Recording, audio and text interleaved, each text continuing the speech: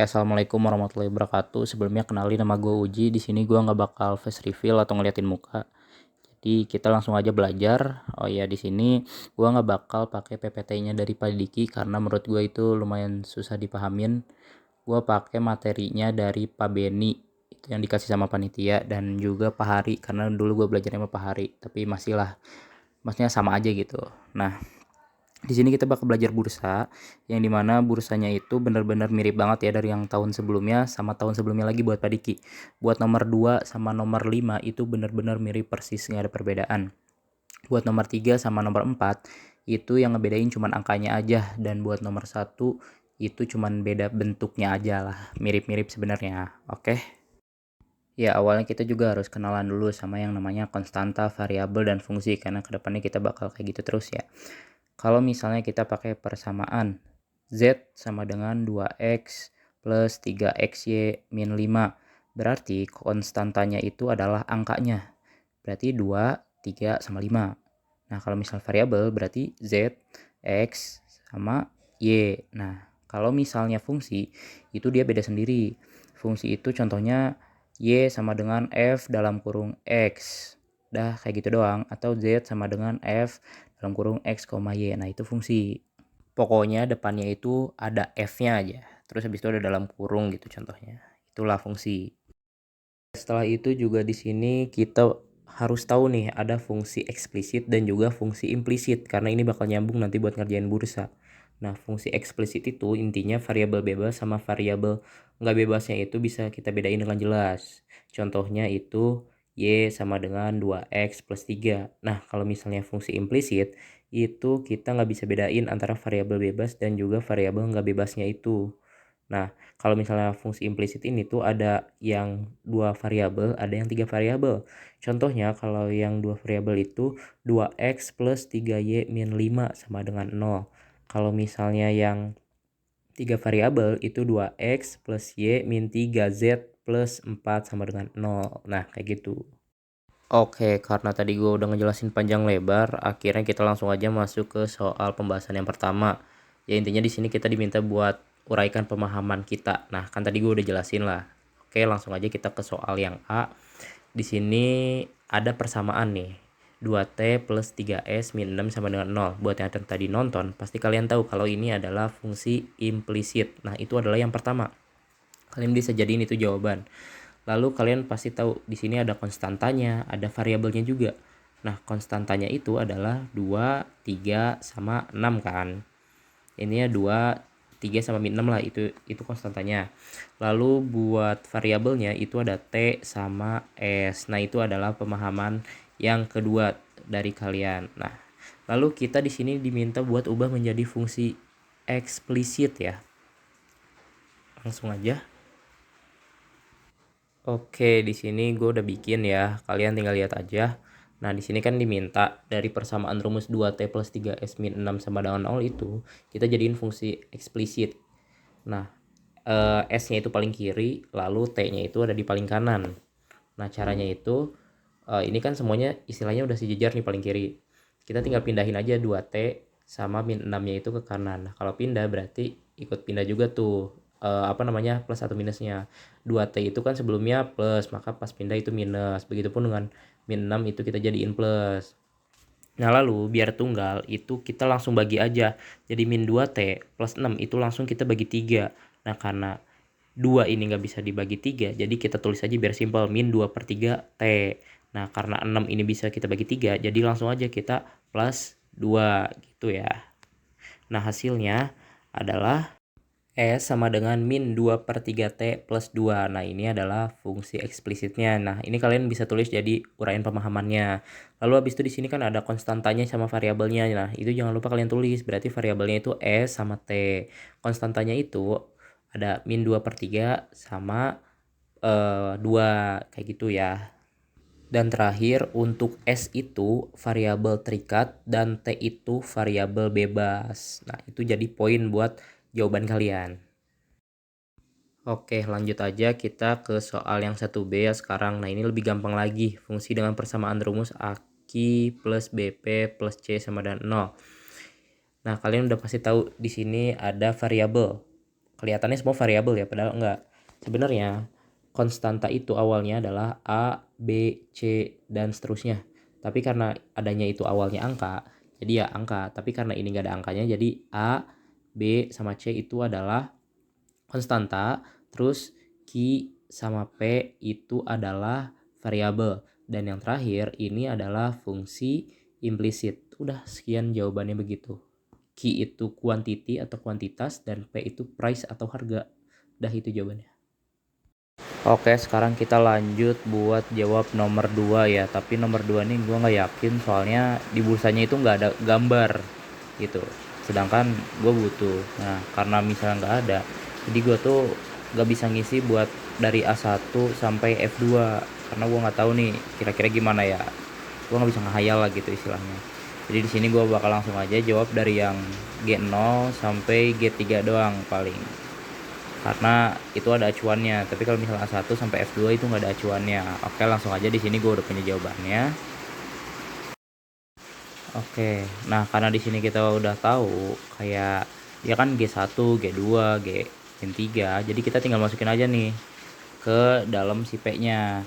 Nah, ya udah tinggal 0, 1, 2, 3 tuh kayak yang udah gua kasih di contohnya. Nah, itu tinggal lu masukin aja. Terus habis itu tinggal kaliin, jumlahin ya, istilahnya kabataku lah di sini.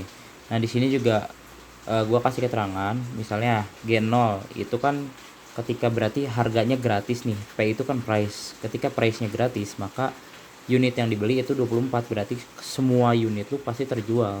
Tapi kalau misalnya harganya 1, itu 22 unit, harga 2 200 unit, dan kalau misalnya min 3 itu harga negatif itu nggak relevan sama ekonomi gitu. BTW sorry ya, ini lagi hujan, jadi rada berisik suaranya. Oke, selanjutnya langsung aja kita kerjain ya nomor 3. Jadi di sini ada fungsi permintaan dan fungsi penawaran. Nah, fungsi permintaan itu adalah demand dan penawaran itu adalah supply. Berarti permintaannya adalah Q sama dengan 25 min 2P, dan buat penawarannya itu Q sama dengan P min 2. Oke, buat mencari, disuruh carinya adalah keseimbangan pasar sebelum dan setelah pajak. Nah, buat cari keseimbangan sebelum pajak, kita langsung aja pakai rumus ini. Nah, rumusnya itu adalah QD sama dengan QS.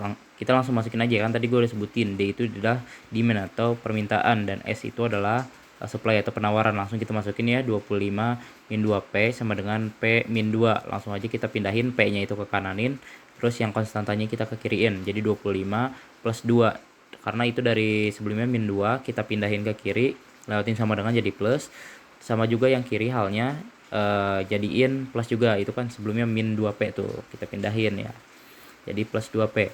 Oke, langsung aja dieksekusi ya. 25 plus 2 27 sama dengan P plus 2P itu 3P, karena P itu hitungannya 1.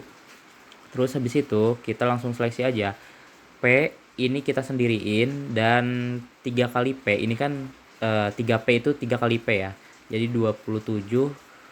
Saat 3 dipindahkan itu jadi pembagian, jadi 27 bagi 3 sama dengan 9. Nah, ini adalah harga keseimbangan sebelum pajaknya, dan ini adalah P, kita baru dapat price maksudnya. Lalu kita cari buat kuantitinya.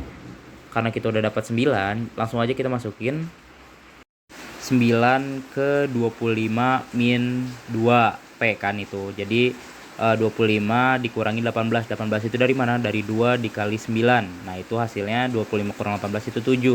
Nah, sama juga yang bawahnya itu kita pakai yang P min 2. Jadi 9 min 2 itu sama dengan 7. Nah, keseimbangan sebelum pajaknya itu P 9, Q-nya 7. Titik keseimbangannya itu adalah Q7, P 9. Nah, karena tadi kita udah dapat keseimbangan pasar sebelum pajaknya, nah kita setelah ini langsung cari aja yang setelah pajaknya. Ini bakal gua tampilin.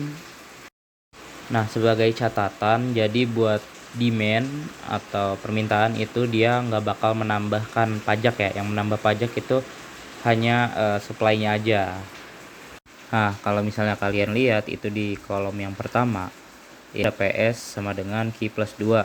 Tapi intinya adalah kita lihat di soalnya ada Q sama dengan P min 2. Itu 2-nya tinggal tambahin 0,5 aja. Jadi P min 2,5. Nah, bawahnya itu kita tetap pakai yang QD-nya. Jadi 25 min 2P sama dengan P min 2,5. Habis itu sama kayak sebelumnya. yang P-nya pindahin ke kanan, yang angka pindahin ke kiri. Kalau misalnya ngelewatin sama dengan, berarti tanda baca juga ikut pindah.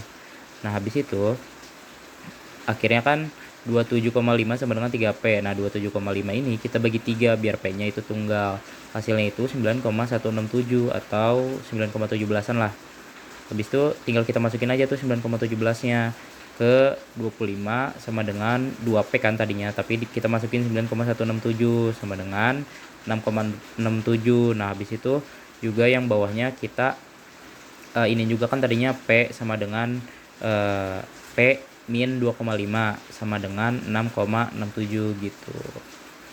Hasilnya adalah keseimbangan setelah pajaknya itu 9,17 dan buat yang bawahnya yang T-nya itu 6,67 kayak gitu. Terakhir ini kan kita disuruh sajikan pula gambar atau sketsanya. Nah, ini adalah gambar atau sketsanya. Nah, yang biru itu dia yang awal, yang 7 sama 9 tuh ininya EO-nya. Nah, habis itu kalau yang merah itu yang 6,67 sama 9,17 yang sebelumnya baru kita cari. Nah, kayak gitu. Terus buat yang ke atasnya itu pakai P atau harga, terus buat yang mendatarnya itu pakai Q atau kuantitas. Oke, langsung aja kita next di sini ya soal nomor 4. Di sini terkait dengan subsidi. Nah, bedanya subsidi sama pajak itu kalau misalnya subsidi kita itu bakal ngebagi sama sesuai unit yang dikasih tahu. Contohnya di sini itu kan 2 per unit. Berarti nanti kita bakal ngebagi 2. Tapi syaratnya adalah contoh di sini kita ambil ada kan P sama dengan 4 plus 2 Q. Nah, ini tuh kita harus ubah dulu nih 4 P sama dengan 4 plus 2 Q-nya harus kita ubah jadi Q sama dengan 4 min P. Nah, kayak gitu. Barulah kita bisa substitusikan. Nah, di sini lagi-lagi permintaan itu nggak bakal berubah. Yang berubah itu adalah penawarannya. Berarti 2P sama dengan 20 min Q-nya tuh nggak bakal berubah. Cuman yang berubah itu atau yang dibagi sama unit itu adalah P sama dengan 4 plus 2 Q. Oke, langsung aja kita lihat. Nah, kayak yang tadi udah gue jelasin, sebenarnya buat yang 2P sama dengan 20 min Q itu tinggal mindahin aja 20-nya. Jadi 20 min 2P. Terus habis itu kan yang tadi QS itu gue udah bilang kan, kalau misalnya jadi Q sama dengan P min 4 per 2 kita bagi 2 jadi 0,5 P min 2. Nah, habis itu baru kita substitusikan seperti keseimbangan lah. Sebelumnya kita cari keseimbangan. QD sama dengan QS. 20 min 2P sama dengan 0,5 P min 2. Terus habis itu ke bawah kita substitusikan lah. P sama P, konstanta sama konstanta. Habis itu baru ujung-ujungnya adalah 22 itu kita bagi sama 2,5 P biar P-nya tunggal. Jadi 8,8 itu adalah harga keseimbangan sebelum subsidi. Nah, habis itu baru 8,8-nya itu kita masukin. Jadi 20 min 2 dikali P kan sebelumnya, tapi sekarang jadi 8,8 itu sama dengan 2,4. Nah, begitupun yang bawahnya ke 0,5 dikali P sekarang 8,8 dikurang 2 sama dengan 2,4. Nah, keseimbangan sebelum subsidinya adalah P 8,8 dan QS-nya itu adalah 2,4. Oke, karena tadi kita udah selesai ngejelasin yang sebelum subsidi, itu kan tadi dibagi 2. Nah, sekarang yang setelah subsidi. Nah, setelah subsidi ini kita pakainya pengurangan jadi dikurang 2. Itu kan ada 2 unit. Nah, caranya sama kayak sebelumnya. Jadi kita jadiin Q-nya itu dia tunggal. Nah, kalau misalnya jadiin Q-nya tunggal itu kan berarti 2P min 20 min Q. Nah, habis itu kita tinggal pindah aja si 20-nya. Nah, habis itu tinggal kali min, jadilah 20 min 2P. Nah, habis itu yang satunya lagi itu kan P sama dengan 4 plus 2Q.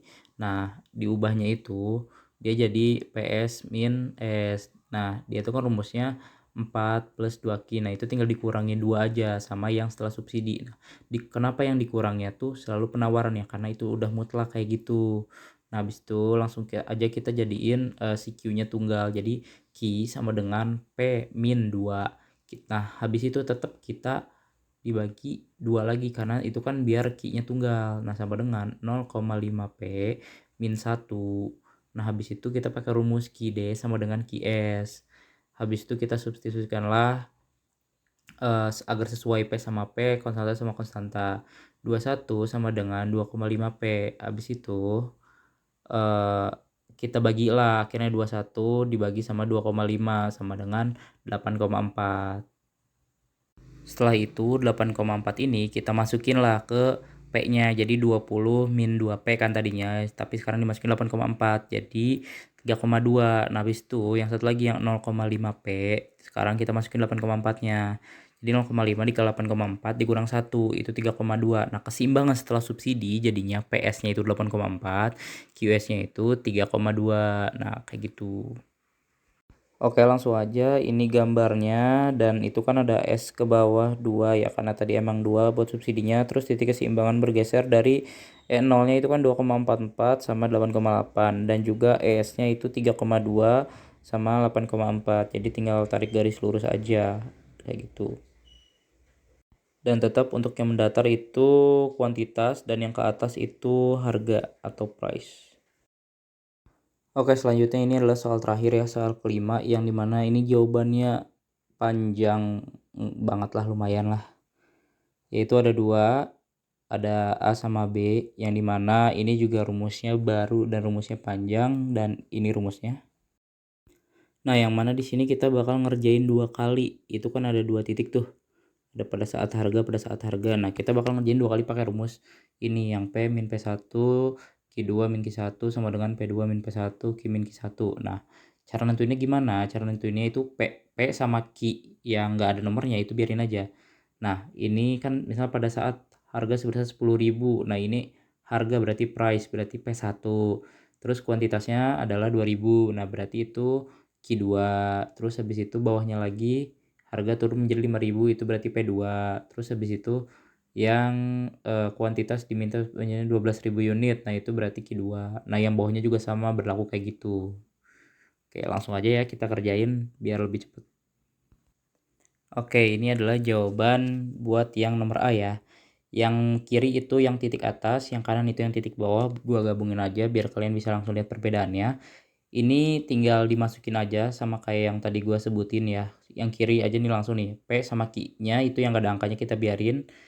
P1-nya itu kalau misalnya yang atas 10.000, terus habis itu P2-nya itu 5.000, terus Q1-nya 2.000, Q2-nya 12.000. Nah, terus buat yang sebelah kanan itu P1-nya 4.000, P2-nya itu 8.000, terus Q1-nya 3.000, Q2-nya itu 15.000. Langsung aja pokoknya semua substitusiin. Kalian lihat aja itu jawabannya. Udah lengkap banget pakai instruksi-instruksi biar kalian semua itu lebih ngerti walau kelihatannya pasti pusing sih. Ya, intinya begitulah. Oke, yang pertama adalah ini caranya kiri sama kanan sama, jadi gue jelasin sekali aja pakai contoh yang sebelah kiri deh, nggak apa-apa. Jadi yang ada variabelnya itu biarin dulu aja. Jadi misalnya P min 10.000 sama Q min 2.000-nya itu biarin. Jadi kita kerjain dulu yang angkanya doang. 12.000 dikurang 2.000, terus habis itu sama 5.000 dikurang 10.000. Nah, habis itu ke bawahin. Jadi kan itu kan masih ada P dikurangi 10.000, itu kan nggak bisa dikurang. Habis itu yang tadi 12.000 dikurang 2.000 itu kan jadi 10.000. Terus habis itu yang 5.000 dikurang 10.000 itu kan jadi min 5.000. Sama dengan kenapa sih itu bisa ada 100 juta? Itu dari 10.000 dikali P. Nah, jadi kan itu 10.000 P. Terus habis itu 10.000 dikali minus 10.000 jadi 100 juta. Nah, yang kanannya itu juga sama. Jadi min 5.000 dikali Q itu min 5.000 Q. Terus habis itu min 5.000 dikali minus 2.000. Nah, min ketemu min itu jadi plus. Jadi plus 10 juta. Terus habis itu langsung aja kita yang 10.000 P-nya itu kita paling kiriin. Terus habis itu kita pindahin aja yang si 100 jutanya ini. Jadi 10.000 P sama dengan min 5.000 Q plus 10 juta plus 100 juta. Nah, jadi kan 10.000 P sama dengan min 5.000 Q plus 110.000. Nah, kita bagi semuanya sama 5.000. Kenapa? Biar ada yang satu gitu, maksudnya si konstantanya. Nah, kan udah kita bagi kan jadi enak gitu. Jadi yang ini 2P. 2P itu dari mana? Dari 10.000 dibagi 5.000 dan seterusnya dibagi 5.000. Min Q plus 22.000. Nah, kita ubah nih bentuknya. Jadi Q-nya kita pindahin jadi tunggal. Q sama dengan min 2P karena tadinya kan 2 pindah ruas jadi min plus 22.000. Nah, habis itu Jadilah P sama dengan 11.000 min 0,5 Ki. Sebenarnya sih sampai Ki sama dengan min 2 plus 22.000 juga udah oke sih, tapi kalau misalnya mau lebih lagi itu bentuk lainnya aja, sebenarnya nggak apa-apa sama aja. Dan buat yang kanannya juga sama caranya, nggak berubah kok. Oke, karena yang A itu udah selesai, jadi kita lanjut ke yang B karena di sini kan disuruh berikan gambaran mengenai batas-batas nilai yang dianggap relevan lah bagi keduanya. Nah, di sini tentunya gue mau nyari batas nilai fungsi permintaan, batas nilai fungsi penawaran, sama menentukan titik keseimbangan lah ya. Biar ada 3 gitu yang umumnya. Nah, itu gue pakai yang hasil itu yang KID-nya itu gue pakai yang min 2P plus 22.000, kalian bisa lihat dari yang sebelumnya, sama yang QS-nya itu 3P min 9.000, itu kalian juga bisa lihat tuh dari yang sebelumnya yang jawaban A. Nah, habis itu gue langsung proses aja P maksimumnya. Kalau misalnya KD-nya 0, itu kan jadi 0 tuh, jadi min 2P plus 22.000, terus habis itu 2P-nya itu gue pindahin biar jadi plus, dan habis itu tinggal gue bagi aja 22.000-nya jadi dibagi 2, jadi 11.000 tuh, itu adalah harga tertinggi. Nah, di atas ini nggak ada lagi yang bisa beli karena itu kan udah habis. Jadi Ki maksimumnya saat P0 itu adalah min 2 dikali 0 plus 22.000 itu sama dengan 22.000. Jadi kuantitas terbesarnya adalah 22.000 unit saat harganya gratis. Lalu habis itu P minimum, kalau misalnya QS-nya 0 itu tinggal nolin aja tuh, 0 sama dengan 3P min 9.000, berarti 3P dikali 9.000 sorry 3P sama dengan 9.000, terus habis itu tinggal dibagi aja 9.000-nya itu dibagi 3. Nah, harga terendahnya itu adalah 3.000. Nah, di bawah ini tuh udah gak ada yang mau jual lagi karena Ki minimum itu udah 0. Nah, habis itu langsung aja kita cari titik keseimbangannya. Itu pakai yang atas sama yang tengah itu min 2P plus 22.000 sama dengan 3P min 9.000. Habis itu kayak sebelumnya yang ada variabel sama variabel, konstanta aja. Habis itu kan itu hasilnya 31.000 sama dengan 5P. Habis itu 31.000-nya kita bagi sama 5, itu adalah 6.200. Nah, itu adalah harga keseimbangan pasarnya. Habis itu kita tinggal masukin aja tuh, jadi min 2 kan tadinya P. Nah, kita masukin 6.200 plus 22.000 itu hasilnya 9.600. Nah, tinggal yang pakai yang bawahnya itu 3 dikali P kan tadinya, jadi 6.200 kita masukin dikurangi 9.000 itu sama dengan 9.600. Sama aja ya. Nah, oke, kalian bisa lihat ya. Jadi yang garis merah itu kita pakai peminnya itu yang 3.000. Terus habis itu pakai yang ada di titik titik 1 sama titik 2 tuh. Kan itu ada 3.000 sama 4.000, ada 15.000 sama 8.000. Terus habis itu yang biru ada 12.000 sama 5.000, ada 2.000 sama 10.000. Pimax-nya kan di 11.000 tuh. Nah, baru titik keseimbangannya itu ada di 1.600 sama 6.200 tuh yang barusan kita cari. Emang sejujurnya Ecomet itu pusing ya. Pusing banget sih maksudnya, tapi gue yakin sih kalau misalnya kalian belajar kebut semalam harusnya sih nggak kekejar harusnya, kecuali kalian bikin pocil baru tuh bisa.